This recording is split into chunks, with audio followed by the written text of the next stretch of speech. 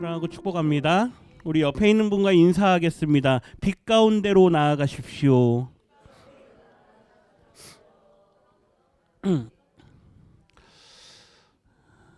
네, 어둠 가운데 살아가는 삶의 모습이 이제는 빛 가운데 살아가는 저와 우리 성도님들의 삶의 모습이 되기를 소원합니다.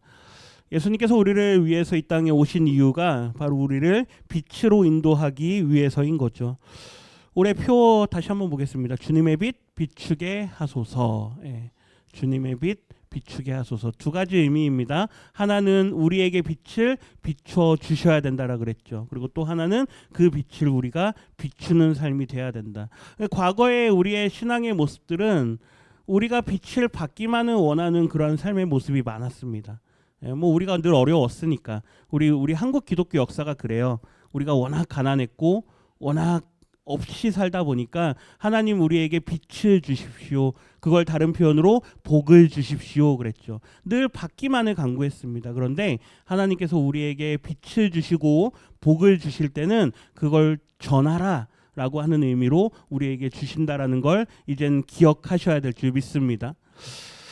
지난주에 우리가 세 가지를 나눴습니다. 빛은 우리의 노력이 아니다 그랬습니다. 그것은 정체성이라 그랬죠. 복도 우리가 얻어내는 게 아닙니다. 우리의 정체성입니다. 우리는 복이다 그랬죠. 그것처럼 우리는 노력하여서 빛이 되는 게 아니라 사람들이 빛으로 살아가려고 얼마나 노력을 합니까? 빛난 삶을 살려고.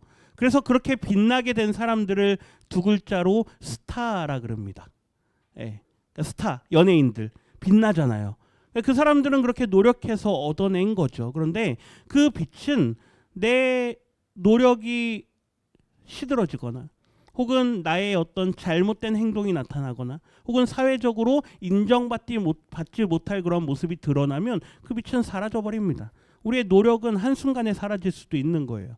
근데 하나님께서는 우리를 정체성으로 빛이다라고 선언해 주시는 줄 믿습니다. 그거를 기억하셔야 된다라는 거예요. 나는 누구인가?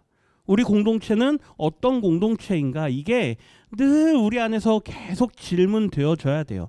이게 잊어버려지는 순간, 그리고 이거를 우리가 조금 무관시하는 순간 우리의 빛은 희미해지고 퇴색해져 버리고 만다라는 거죠.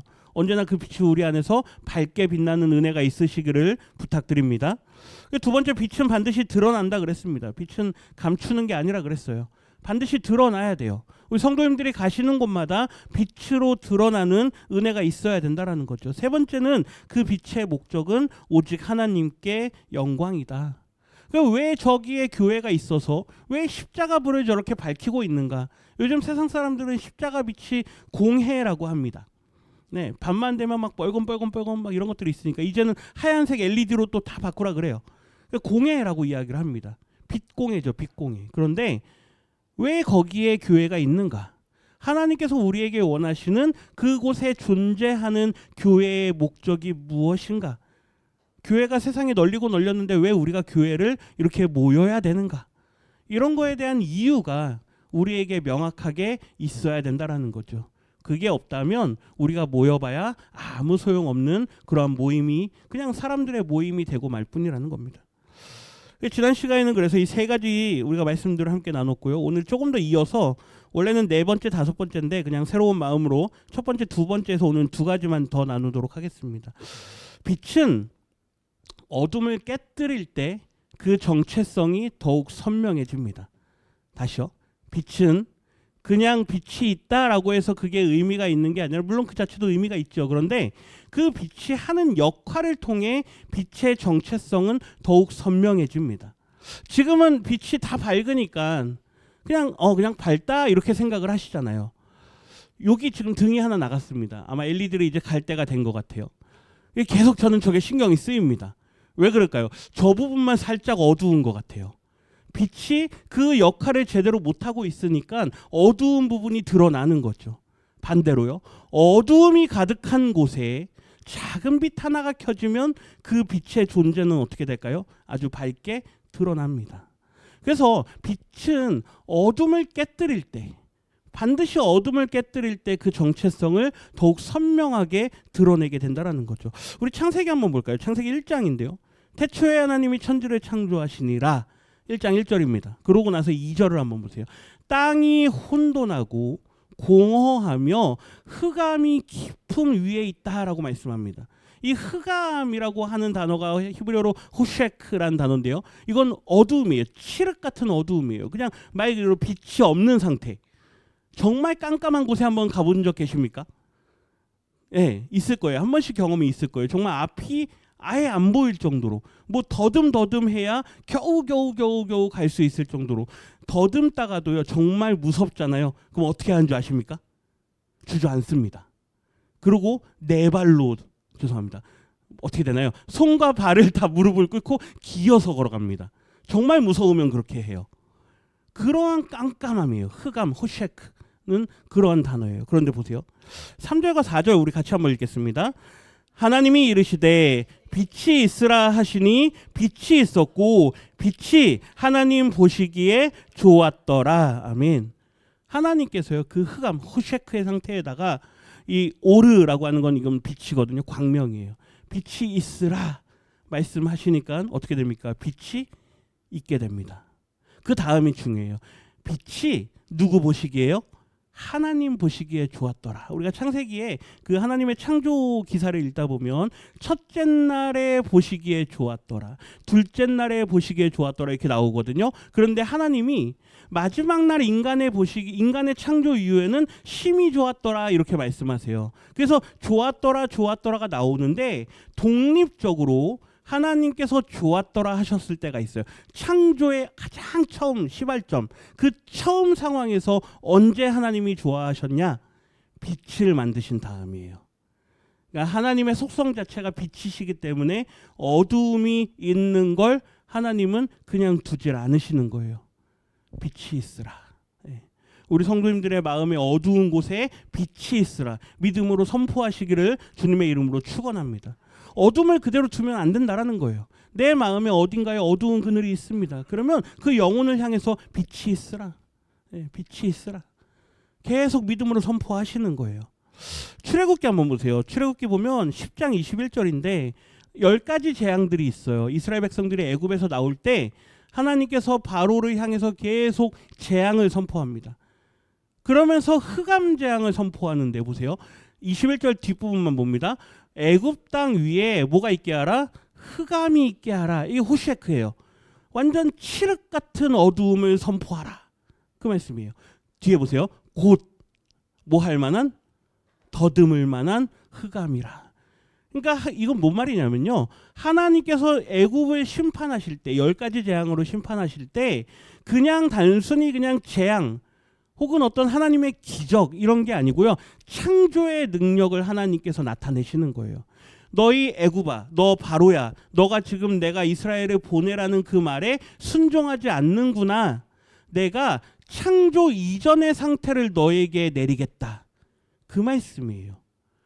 하나님께서 창조 이전의 상태를 그들에게 내린다라는 건 내가 너희에게 내린 이 모든 은혜를 내가 거두어 가겠다라는 말씀입니다. 애굽도요, 이 세상도요, 모두가 다 하나님의 은혜를 누리고 있습니다. 어떤 은혜입니까? 하나님께서 세상을 창조하셔서 우리 인간들이 살아갈 수 있습니다. 자연을 창조하셔서 자연에 나오는 모든 것들을 우리가 누릴 수 있습니다. 이거는 예수 믿는 사람만 누리는 게 아니에요. 예수를 안 믿어도 모두가 다 누릴 수 있어요. 맑은 공기를 마실 수 있고 이 모든 것들이 다 하나님의 은혜입니다. 그런데 바로야, 너가 내가 애굽을 보내라는, 이스라엘을 보내라는 그 명령에 너가 순종하지 않는구나. 내가 너에게 창조의 은혜를 어떻게 하겠다? 거두어 가겠다. 사람들이요, 죽음을 경험합니다. 왜요? 살아가지 못하니까, 움직이지 못하니까. 3일 동안 그들이 아무 생활을 못합니다. 음식을 어떻게 만들겠습니까? 그러니까 3일 동안 뭐 하는 거예요? 쫄쫄 굶는 거예요. 어디에 식량 저장해 놓은 데 어떻게 찾아가겠습니까? 사람들이요, 3일 동안 그냥 죽음의 상태를 경험하는 거예요. 하나님의 심판은 이 정도의 심판인 겁니다. 그냥 우리가 주일학교 때 배웠듯이 그냥 흑암이다, 불 한번 꺼볼까, 이 정도가 아니라고요. 창조의 은혜를 걷어가시는 심판이에요. 22절 한번 보세요. 22절 같이 읽겠습니다. 모세가 하늘을 향하여 손을 내밀매 캄캄한 흑암이 3일 동안 애굽 온 땅에 있어서, 여기 캄캄한, 이게 아펠라인데요. 이 같은 단어예요. 호셰크도 흑암이고요. 아펠라도 흑암이에요. 그러니까 두 단어를 강조했다는 얘기는 완전한 흑암이에요. 그러니까 사람들이 도저히 움직일 수 없는, 사람들이 도저히 생활할 수 없는 그러한 수준의 흑암이라는 거죠. 23절 한번 볼까요? 23절 같이 읽겠습니다. 그동안은 사람들이 서로 볼 수 없으며 자기 처소에서 일어나는 자가 없을 때, 여기까지 먼저 봅니다. 사람들이 일어날 수 없어요. 왜요? 일어나면 무슨 일이 생길지 모르니까. 예. 그러니까 3일 동안 그냥 누워 있는 거예요. 무슨 상태를 경험한다고요? 죽음의 상태를 경험한다고요. 그런데 노란색 글씨 같이 읽겠습니다. 온 이스라엘 자손들이 거주하는 곳에는 빛이 있었더라. 오르예요. 오르. 하나님께서 태초에 빛이 있으라 했던 그 빛을 이스라엘 진영에는 비춰주시는 거예요. 누가 하실 수 있습니까? 하나님만 할 수 있는 거예요. 그러니까 이러한 말씀들을 읽으면서 이게 하나님의 은혜가 깨달아져야 돼요. 아, 하나님이 정말 어둠 가운데 있던 나에게, 이 세상의 완전한 어둠 가운데 있던 나에게 하나님의 오르, 그 생명의 빛을 나에게 비춰주셨구나. 이게 믿음으로 고백되실 때 우리의 믿음이 자라나게 되는 줄 믿습니다. 하나님 나에게 빛을 비춰주십시오. 깨달아지게 해주십시오. 이게 무슨 소설을 읽는 게 아니란 이야기예요. 14장 한번 가볼까요? 출애굽기 14장인데요. 이스라엘 백성들이 이제 6월절을 지나고 애굽에서 어떻게 합니까? 나오잖아요. 나오는데 홍해를 건너야 됩니다. 앞에는 홍해가 있고 뒤에는 병사들이 쫓아옵니다. 전차를 탄 그 애굽의 군사들이 쫓아와요. 근데 어떻게 되죠? 모세가 지팡이로 바다를 가리키니까 어떻게 됩니까? 홍해가 갈라지잖아요. 중요한 건 다음인데요. 이스라엘 백성들이 그 하나님의 구원을 경험하면서 홍해를 한 걸음 한 걸음 한 걸음 걸어갑니다. 그런데 뒤에는 여전히 누가 쫓아옵니까? 애굽 전차들이 쫓아와요. 그러니까 14장 19절 같이 한번 읽겠습니다. 이스라엘 진 앞에 가던 하나님의 사자가 그들의 뒤로 옮겨가매 구름 기둥도 앞에서 그 뒤로 옮겨. 이 무슨 말이냐면요. 하나님의 구름 기둥과 불 기둥, 그 하나님의 사자가 이스라엘의 맨 앞으로 가고 계셨어요. 그런데 이제 갈라졌으니까 갑니다. 근데 뒤에 누가 쫓아옵니까? 애굽 전차가 쫓아와요. 그러니까 하나님께서 어떻게 하는 거예요? 뒤로 가세요. 우리 저녁 예배 때 하셨던 분들 기억날 거예요. 하나님께서 뒤로 갑니다. 뒤로 가는데 그 다음 20절 같이 읽겠습니다. 애굽 진과 이스라엘 진 사이에 이르러 서니 저쪽에는 구름과 흑암이 있고 이쪽에는 밤이 밝음으로 밤새도록 저쪽이 이쪽에 가까이 못하였더라. 아멘이십니까? 하나님께서 뒤로 가요. 뒤로 가니까 저쪽 애굽이 있는 진영은 호셰크, 뭐예요? 흑암이에요. 근데 이스라엘 백성이 있는 진영은 어때요? 밝아요. 오르예요. 네. 그러니까 뒤에서 앞으로 넘어올 수 있습니까? 없습니까? 없어요. 하나님께서 백업해 주세요. 우리 뒤에서 우리의 보호막이 되셔서 애굽의 군사들이 넘어오지 못해요. 우리는 이 출애굽기의 홍해를 건너는 사건을 이렇게 말씀으로 주일학교 때 배울 때 이스라엘 백성들이 건넜대요. 다 건너가니까 어떻게 됩니까? 바다가 다시 이렇게 덮였대요. 그래서 애굽의 군사들이 어떻게 됐대요? 다 물에 빠져 죽었대요. 이렇게 배웁니다. 그런데 그 중간에 너무나 중요한 장면이 있어요. 하나님께서 밤새도록 이스라엘 백성들을 지켜주세요. 넘어오지 못하도록. 하나님은 우리를 지켜주시는 줄 믿습니다. 못 넘어와요. 아무리 우리를 공격하고 아무리 우리를 위협해도 넘어올 수 없는 게 하나님의 은혜가 우리에게 있기 때문이라는 거죠. 사진을 한번 볼까요? 뭐 이런 그림이었겠죠. 하나님의 구름이 뒤로 넘어갑니다. 그러니까 앞에 이스라엘 백성들이 뒤에 막 전차들이 오는 걸 보면서 막 두려워해요. 근데 저쪽은 완전한 어둠이에요. 이쪽은 밝아요. 그러니까 하나님께서 그들을 완전히 가로막으셔서 그들이 넘어오지 못하게 하십니다. 우리의 인생을 하나님께서 이렇게 보호하시는 줄 믿습니다.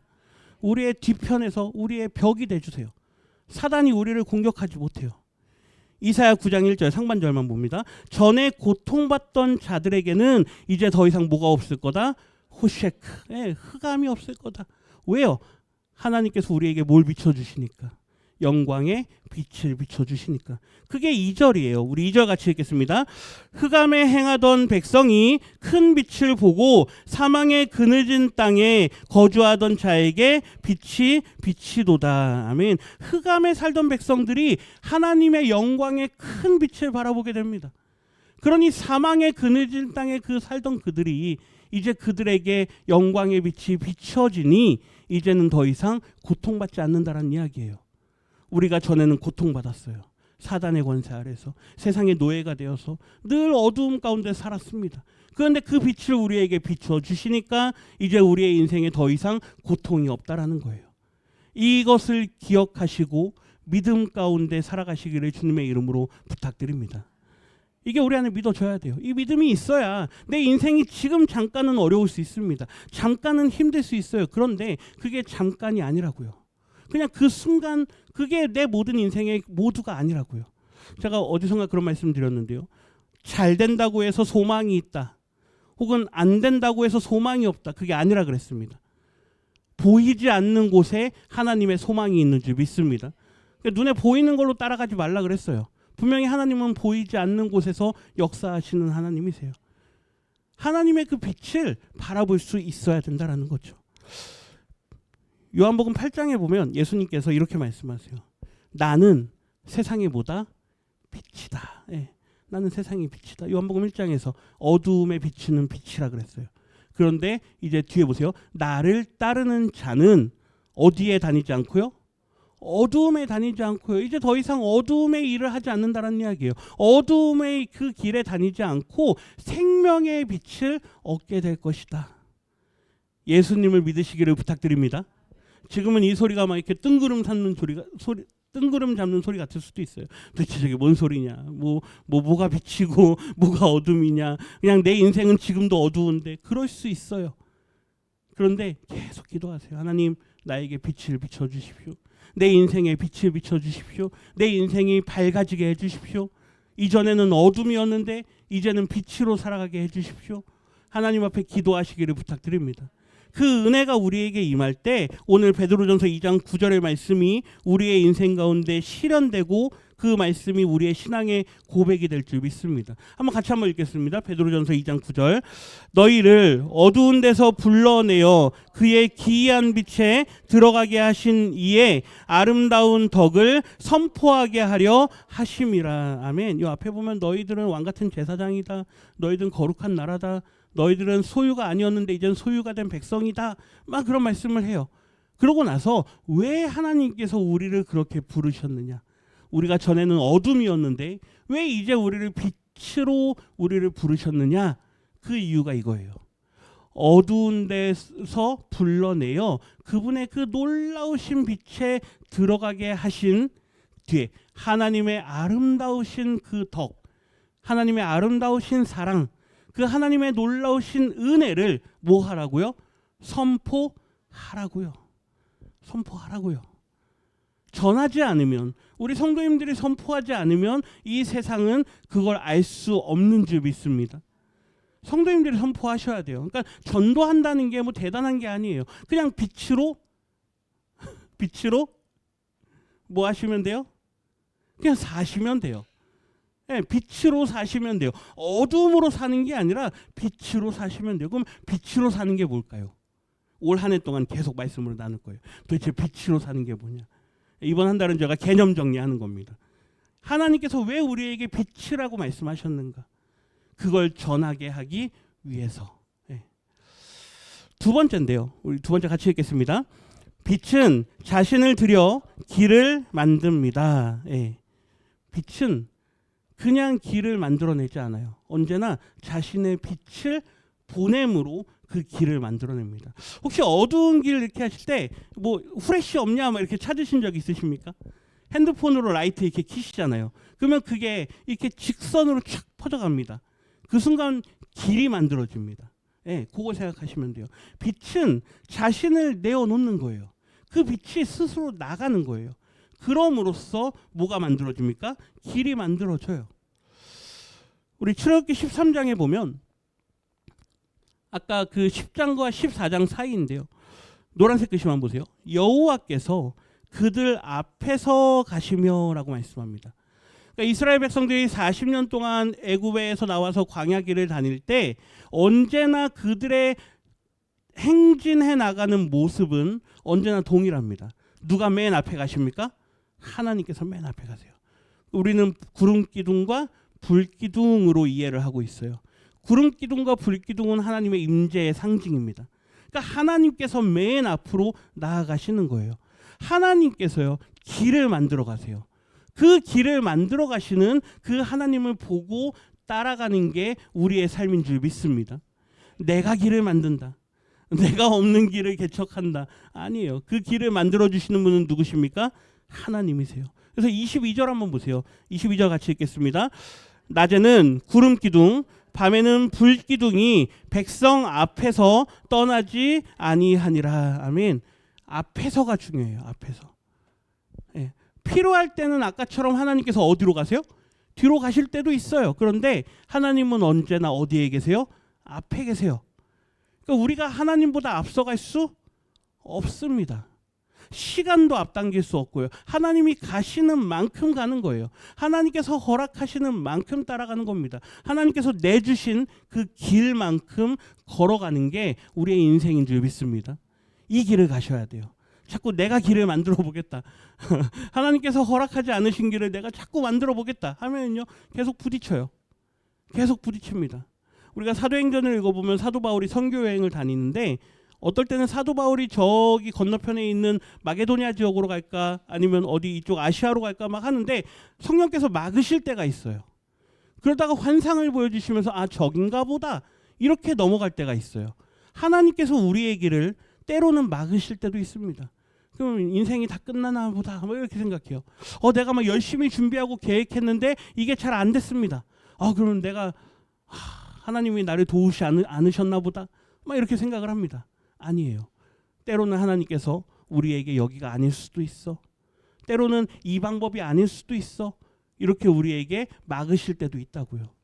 우리는 하나님께서 앞서 가시는 그 길을 따라가시기를 주님의 이름으로 부탁드립니다. 내가 길을 만드는 게 아니에요. 요즘에 많이 부르는 찬양 중에 그 길을 만드시는 주라는 찬양이 있어요. 뭐 들어보신 분 계실 텐데요. 하나님은 웨이메이커, 길을 만드시는 분이세요. 하나님은 그 길을 계속 만들어 주세요.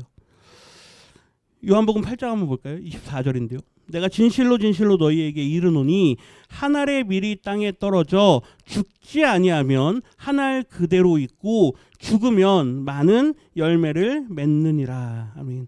예수님께서 우리가 잘 아는 밀알에 대한 말씀이에요. 한 알의 밀알이 땅에 떨어졌는데 그대로 있으면 아무것도 일어나지 않아요. 그런데 그게 어떻게 하면요? 썩어지면 생명을 얻게 된다는 이야기예요. 우리가 빛으로 살아가는데 그냥 그 자체로 그냥 있으면 아무 일도 일어나지 않아요. 계속 빛을 어떻게 하셔야 돼요? 발산하셔야 돼요. 계속 빛을 드러내셔야 돼요. 그런데 그거는 거의 대부분이, 저 한번 따라해 주시겠습니까? 헌신과, 자신이 없으시네요. 우리 크게 한번 해보겠습니다. 헌신과 섬김으로 드러난다. 빛은 그냥 드러나지 않아요. 헌신과 섬김으로 드러나는 줄 믿습니다.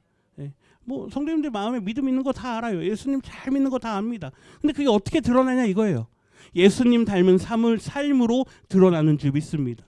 예수님 닮은 순종의 삶으로 드러나는 거예요. 그게 없으면 그냥 교회만 왔다 갔다 하고 난 예수님 잘 믿어 안다고요. 그런데 하나님은 한 번 더 보기를 원하시는 줄 믿습니다. 그걸 드러내라는 거예요. 누구를 위해서요? 아니요. 이웃들의 영혼 구원을 위해서요. 하나님이 사랑하시는, 하나님이 세상을 이처럼 사랑하사 했잖아요. 하나님이 사랑하시는 그들의 영혼 구원을 위해서 드러내시라고요. 무엇으로요? 섬김과 헌신으로. 강요하는 헌신은 없습니다. 언제나 자원하는 헌신이에요. 마태복음 한번 볼까요? 마태복음 27장인데요. 예수님이 돌아가실 때 모습을 한번 보세요. 마태복음 27장 47절에 보면, 45절에 보면 이제 제6시로부터 온 땅에 뭐가 임합니까? 어둠이 임해요. 예수님이 십자가에 달리신 상태예요. 달리시니까 온 땅에 뭐가 임해요? 어둠이 임해요. 이 상징하는 거예요. 그냥 어둠이 임한 게 아니에요. 창조주이신 예수님께서 이 땅에서 죽음을 당하는 그 순간은 곧 뭐가 없는 순간이다? 빛이 없는 순간이란 이야기예요. 예수님께서 그랬어요. 내가 세상에 있을 때는 빛이 있다. 그런데 곧 빛이 없는 어둠의 시간이 곧 임할 거다. 그 순간을 말씀하시는 거예요. 50절 한번 볼까요? 50절 보면 예수님께서 이제 크게 소리를 지르세요. 엘리 엘리 라마 사박다니, 그렇죠? 나의 하나님 나의 하나님 어찌하여 나를 버리셨나이까 한 다음에 소리를 지르시고 그의 영혼이 떠나갑니다. 죽었다는 이야기죠. 그 다음이 중요한데요. 51절 상반절만 같이 읽겠습니다. 이에 성소 휘장이 위로부터 아래까지 찢어져 둘이 되고, 아멘. 예수님의 죽으시는 그 순간, 예수님이 소리치면서 돌아가시는 그 순간, 옛날에는 교회에 다 뭐가 있었습니까? 휘장이 있었잖아요. 휘장, 그렇죠? 거룩한 성소다 해가지고 휘장이 있었는데 그 휘장이 아래서부터 찢어지면 이거는 사람이 찢을 수 있는 방법이에요. 그런데 휘장이 어디서부터요? 위에서부터 찢어져요. 그러니까 이거는 사람이 찢었다라는 걸 말하고 싶은 게 아니라 이건 누가 찢으셨다? 하나님께서 찢으셨다. 너희들이 종교라고 가지고 있던 그 성소, 너희들이 내가 준 그 성소가 아닌 너희가 만들어 놓은 그 성소를 내가 허물겠다. 예수님께서 뭐 하겠다 그랬어요? 내가 이 성전을 허물라. 내가 며칠 만에 3일 만에 다시 세우리라 했잖아요. 그거의 성소를, 가장 거룩한 곳이에요. 그걸 찢어버리세요. 이 사건을 우리가 지금 수요일날 히브리서를 하는데 히브리서 기자는 이렇게 해석을 합니다. 우리 19절, 히브리서 10장 19절 같이 한번 읽겠습니다. 그러므로 형제들아, 우리가 예수의 피를 힘입어 성소에 들어갈 담력을 얻었나니, 아멘. 예수의 피는 십자가를 상징하는 거예요. 우리가 과거에는 그 가로막혀 있는 성소, 그 휘장 때문에 우리가 성소에 못 들어갔었는데 뭐 하셨다고요? 하나님께서 찢으셨다고요. 그래서 이제는 그 십자가로 우리가 성소 안에 들어갈 수 있는 담력을 얻게 됐다라고 이야기해요. 20절 같이 읽겠습니다. 그 길은 우리를 위하여 휘장 가운데로 열어놓으신 새로운 살 길이요, 휘장은 곧 그의 육체니라. 아멘. 그 길은, 그래요. 그 길은 없던 길이에요. 우리가 갈 수 없던 길이에요. 하나님께서 길을 만드셨어요. 누구를 통해서요? 예수 그리스도를 통해서. 그분의 몸이 곧 휘장이 되시고 그 몸을 찢으심으로 새롭고 살 길을 우리에게 허락하신 줄 믿습니다. 다시요. 빛은 자신을 내어놓아야 돼요. 예수님은 당신의 몸을 내어놓으셨습니다. 내가 너희를 위해서 길을 만들어주기 위해서 내가 빛으로 이 세상에 왔고 이제 내 몸을 찢음으로 내가 너희에게 살 길을, 새로운 길을 만들어주겠다. 그게 예수님의 십자가예요. 그 십자가의 은혜를 믿으시기를 부탁드립니다. 내 안에 있어야 돼요. 이사야 선지자가 이미 벌써 그걸 예언을 했죠. 53장 5절 우리 같이 읽습니다. 그가 찔림은 우리의 허물 때문이요 그가 상함은 우리의 죄악 때문이라. 그가 징계를 받음으로 우리는 평화를 누리고 그가 채찍에 맞음으로 우리는 나음을 받았도다. 이건 이미 예수님이 오시기 700년 전에 예언됐던 거예요. 이미 벌써 전이에요. 그가 오셔서 그가 우리를 위해서 찢김을 당하실 건데 그 이유는 뭐 때문에요? 우리의 죄와 우리의 허물 때문이라. 예수를 믿음으로 우리의 모든 죄가 사함을 얻고 예수를 믿음으로 우리의 모든 아픔들이, 고통들이 다 이제 나음을 입게 될 것이다. 그래서 과거의 고통 가운데 있던 자들이 이제는 더 이상 고통받지 않는 그러한 날이 올 것이다. 누가 오셨기 때문에요? 예수님께서 오셨기 때문에. 우리 빌립보서 2장 말씀 읽고 마치겠습니다. 빌립보서 2장 15절 같이 읽습니다.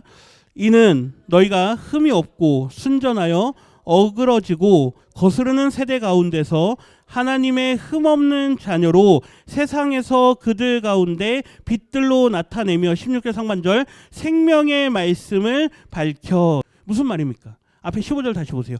세상 가운데, 근데 그 세상이 어떤 세상이냐? 앞에 흠없고 순전하여서 어그러지고 거스르는 세상이라 그래요. 이 세상은 흑암이에요. 어두움이에요. 그 가운데에서 빛으로 드러나라 이 말이에요. 빛으로 드러나라. 드러나는 그 모습이 생명의 말씀을 여기 밝혀라고 번역됐는데, 이게 에페코라는 게 붙들다. 16절 한번 보여주세요. 여기 밝혀라고 번역이 된 단어가 원래는 붙들다라는 뜻이에요. 붙들다. 생명의 말씀을 뭐하라? 붙들면서 살아가라, 이렇게 번역이 돼요. 그런데 저 에페코의 또 다른 뜻이 저 노란색, 등불처럼 들고 뭐하다요? 이렇게 비추다, 그런 의미도 있어요. 그래서 거기에 밝혀라고 한 거예요. 조금 더 저는 정확한 의미는 생명의 말씀을 뭐하라? 붙들며 살아가라, 그 말이에요. 붙들며 살아가라. 우리는 빛으로 부름받은 존재인 줄 믿습니다. 우리의 빛을 드러내야 돼요. 우리 자신을 내어놓아야 돼요. 계속 헌신과 섬김으로 그 빛이 세상에 드러나게 함으로써 그 길을 만들어내는 저와 우리 성도님들이 되기를 소원합니다. 두 가지, 오늘 나눈 거 두 가지인데요. 첫 번째, 빛은 어둠을 뭐 할 때요? 깨뜨릴 때 그 정체성이 더욱 선명해진다라고 했습니다. 두 번째, 빛은 자신을 뭐 할 때요? 내어놓을 때. 예, 자신을 내어놓을 때요. 자신을 내어놓을 때 반드시 길이 만들어지는 줄 믿습니다. 이 세상이 우리 성도님들이 가시는 그 걸음걸음을 보면서 그 길로 내가 따라가겠다. 당신이 믿는 하나님 나도 한번 믿어보겠다. 권사님이라 그랬는데 권사님이 믿는 하나님 나도 한번 믿어보겠다. 집사님이 다니는 그 교회 나도 한번 다녀보겠다. 올 한 해 우리 성도님들의 그 삶의 모습을 보면서 세상이 하나님께 영광 돌리는 그 은혜가 있게 되기를 주님의 이름으로 축원합니다.